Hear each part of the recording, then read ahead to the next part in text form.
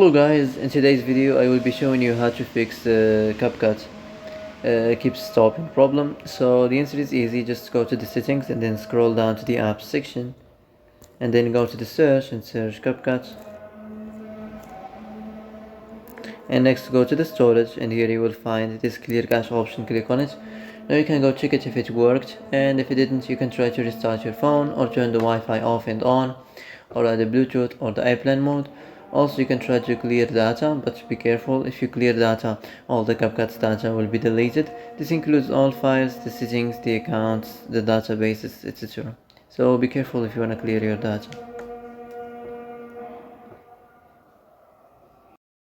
Well, that's it for today's video. I hope this is the answer you've been looking for. If you like this video, don't forget to like and subscribe.